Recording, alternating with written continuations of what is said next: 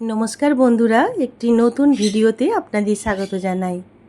যা প্রচণ্ড গরম পড়েছে তার জন্য খুব রিচ খাবার খেতে ভালো লাগছে না, তাই আজকে দেশি মুরগির পাতলা ঝোল বানাবো। প্রথমে মশলাটা বানিয়ে নিয়েছি। আদা, রসুন, শুকনো লঙ্কা, গোলমরিচ আর গোটা গরম মশলা দিয়ে পেস্ট করে নিয়েছি। ঘরে পাতা টক দই আর ওই মশলাটা দিয়ে মাংসটা ভালো করে ম্যারিনেট করে নেব।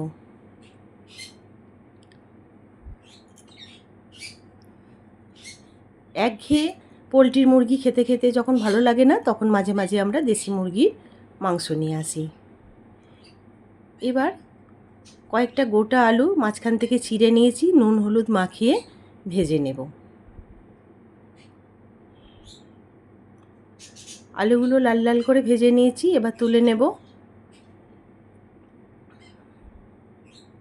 একদম সাদা সাপটা মুরগির ঝোল বানাবো। গোটা গরম মশলা, তেজপাতা ফোড়ন দিয়ে কুচনো পেঁয়াজগুলো একটু ভেজে নেব। দেশি মুরগির স্বাদ এতটাই ভালো হয় যে খুব কম মশলা দিয়ে বানালেও বেশ ভালোই লাগে খেতে। এবার ম্যারিনেট করা মাংসটা দিয়ে ভালোভাবে কষাবো।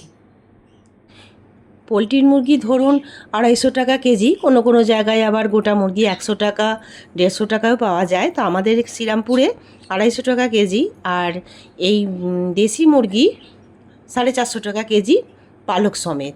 কেটে ছাড়িয়ে ধরুন 200-250 বাদ যায়, একটু খাসির মাংসের সমানই দাম পড়ে যায়। মাংসটা একটু কষানো হয়ে এলে টমেটো দিয়ে মাংসটা ঢেকে দেব। দেখুন মাংস থেকে জল ছেড়েছে, ওই জলেই মাংসটাকে খুব ভালোভাবে কষিয়ে নেব।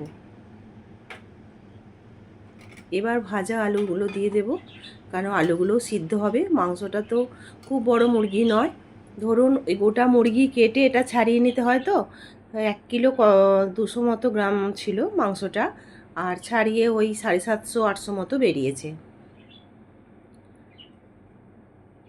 পাশে গরম জল করে রেখেছিলাম, এবার গরম জলটা দিয়ে দিলাম। মাংসটা খুব ভালোভাবে কষিয়ে নিয়েছি। আমি মাংসে সব সময়, মাংস কেন যে কোনো তরকারিতে একটু গরম জল বেশি ব্যবহার করে থাকি, এতে তরকারির স্বাদটা বজায় থাকে। দেখুন কত সুন্দর কালার এসেছে, আর ঝোলটা একদমই পাতলা। এবার পরিবেশন করব। সম্পূর্ণ রেসিপিটা যদি আপনাদের ভালো লেগে থাকে আপনারা অবশ্যই জানাবেন। আপনারা ভালো থাকবেন, সুস্থ থাকবেন ও আগামী দিনগুলো খুব আনন্দের সঙ্গে কাটাবেন। নমস্কার।